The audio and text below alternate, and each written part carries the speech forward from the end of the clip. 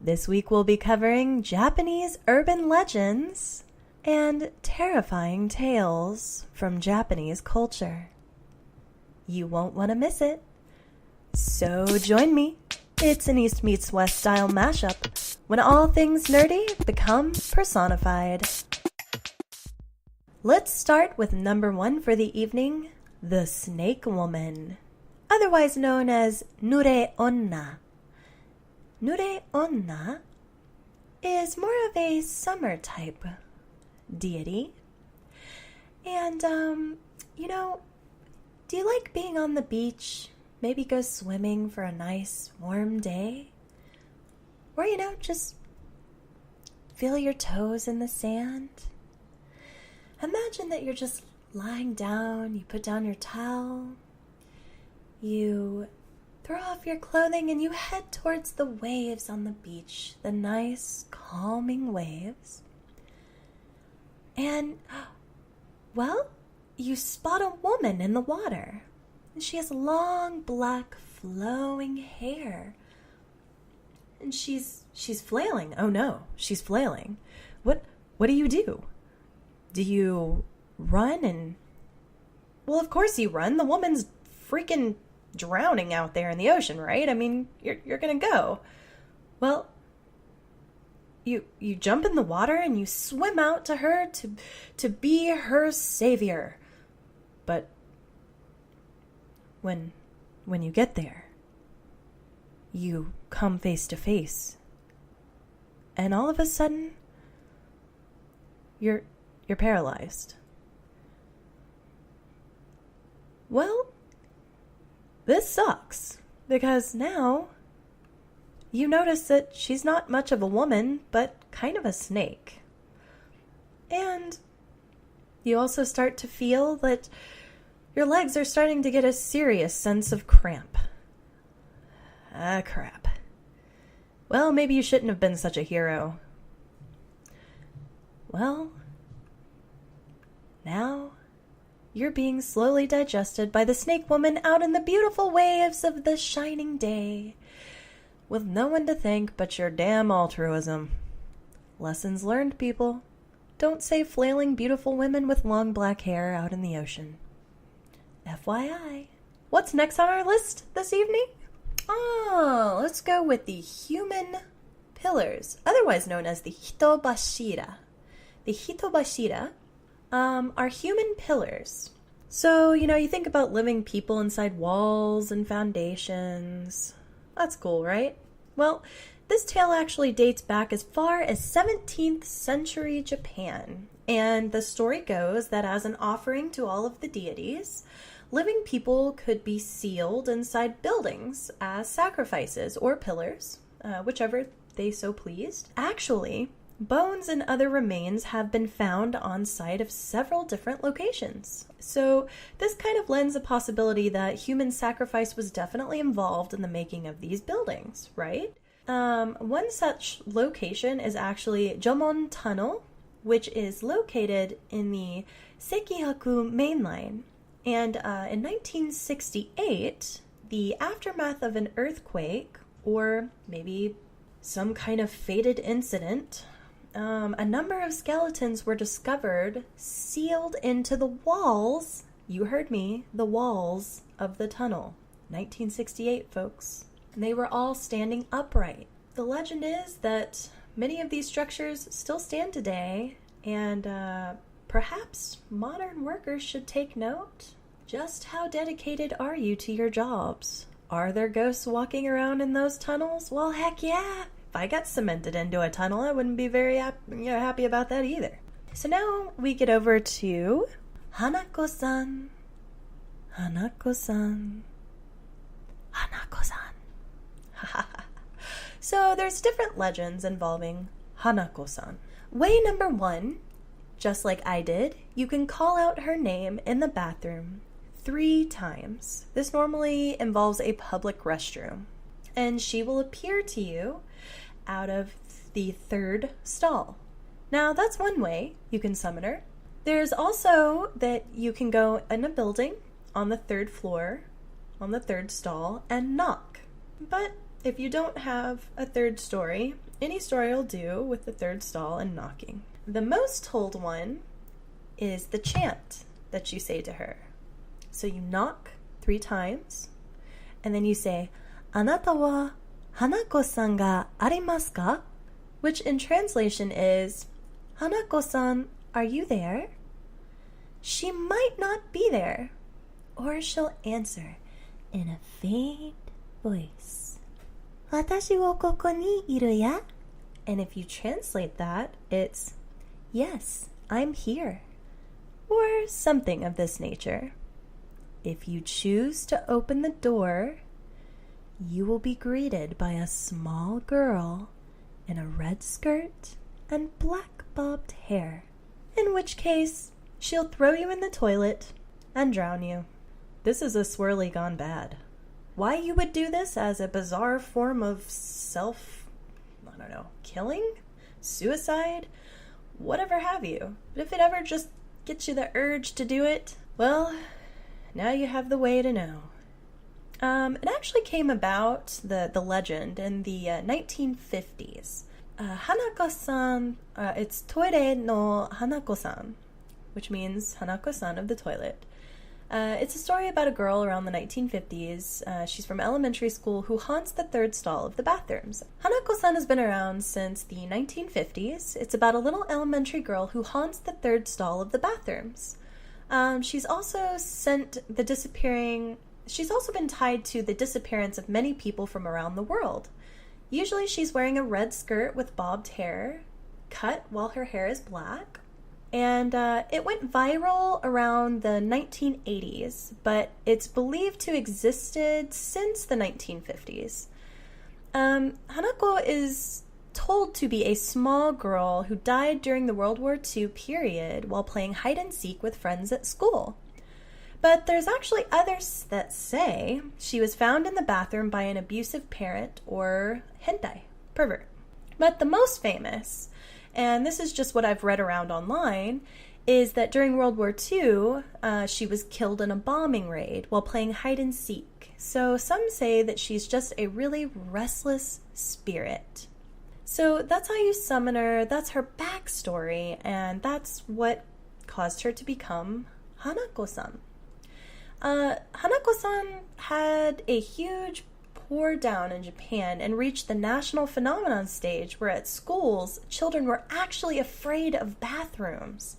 They say they saw Hanako on the playground, and many people started to disappear when the Hanako story became very popular around the 1980s.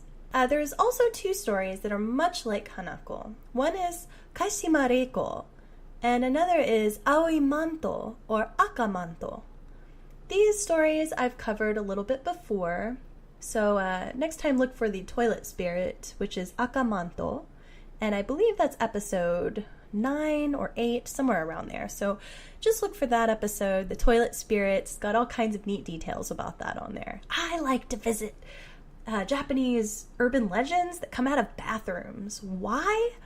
Because it's our most vulnerable areas, and areas that everybody feels a little, well, naked. So, the thing about this urban legend in particular is a lot of urban legends, like Kuchisake Onna, is one that is just unlucky happenstance. You come across her, she asks you a question, and if you don't answer the right way, you get to be samesies with Miss Super Smiley Face. Kind of akin to a Cheshire Cat, only more bloody and more scars and lots of doctor bills. But Hanako, she has to be summoned. You can't just come into the bathroom and she'll pop up and be all like, "Are!" "Ara!" No. She's kind of like the Bloody Mary of Japan. And if you're not familiar with Bloody Mary, you should definitely take a look at it in American culture. I might actually do a Japanese and American culture urban legends similarities, because there are a few, Bloody Mary being one of them. Yeah, it it definitely would be creepy to see a little girl in a red skirt come up to you, but she won't do that. The only way she'll actually do it is if you summon her. And it has to be a public restroom, and she'll actually stay in her stall until you summon her. She's polite. Imagine that. A Japanese toilet spirit with manners. Well, I do declare. Well, this week we, kind of had a shorter show, but what I did want to touch on is that we're going to do The World Ends to Silence. That's going to be a fully fledged radio show. I want to release that tomorrow evening. So this show tonight, what I wanted to do was just cover the Japanese urban legends and myths. And then tomorrow I wanted to do the fully fledged radio show, and it's been a little while, and I do apologize. I know it's been some time since I've posted. Just know I've been going through some real, personal issues. We just got laid off at work. Unfortunately, all of our jobs got handed to overseas agents because it's just so much cheaper to do support and that sort of nature, overseas now. So I'm kind of in the process of balancing my company and also trying to make sure that I have a day job so I can continue to do these things for you, because I so enjoy doing this for you guys. Maybe in the near future, I'll be able to just run my company, and that's kind of what I'm hoping for. So tomorrow, the radio show, and tonight, the urban legends. So there's just a few of those that I thought I'd go over. And we'll go ahead and end on one last one. Let's see. I'm going to go through a little bit here. And let's do the last one for the evening, which is teke teke. So, teke teke. Japan has an interesting culture when it comes to death. And it's a very serious matter. Suicide is something that happens way more often than it should. The death rate is actually higher than the birth rate in Japan, and is a huge crisis. And one can only wonder why. Some people speculate that they have it's the work culture. Some people speculate that it's a culture that is, fascinated by youth and tends to, kind of latch onto that youthful element. And then once you get past a certain age, it's over. It's done. So many things could relate to that. We never know. But ghost stories are no different. The majority of urban legends usually involve spirits. They usually stem from unhappy or vengeful spirits. Spirits that are restless. The teke teke, or teke teke, is said to have been a woman who either jumped or fell in the path of an oncoming train and was severed in half. Ooh. Now, she roams throughout Japan in the form of a torso.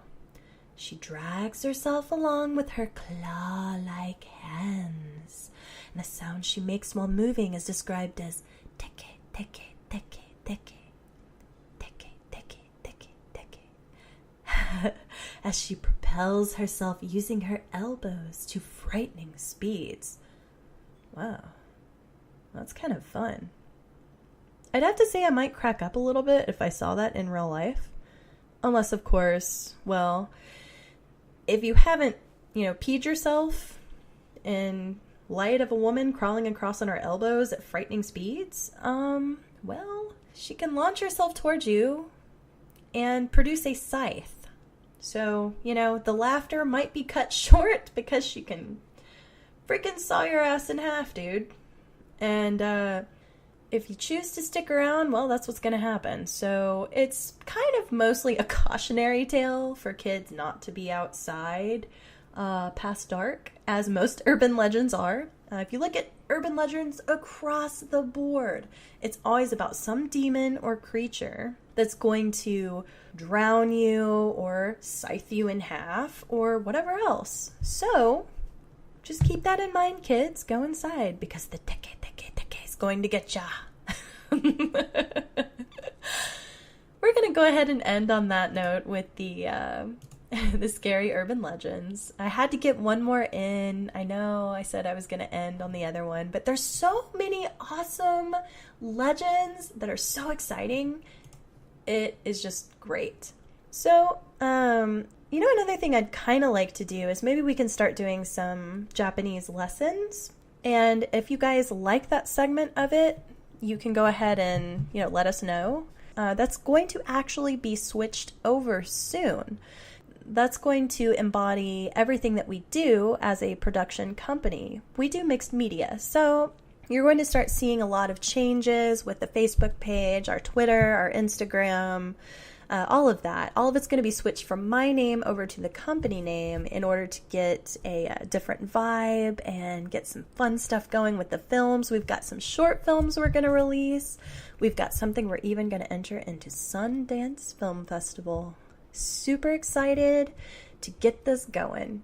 Anyway, I hope you enjoyed this show, and I look forward to next week's show as well as The World Ends to Silence. As always, stay creepy.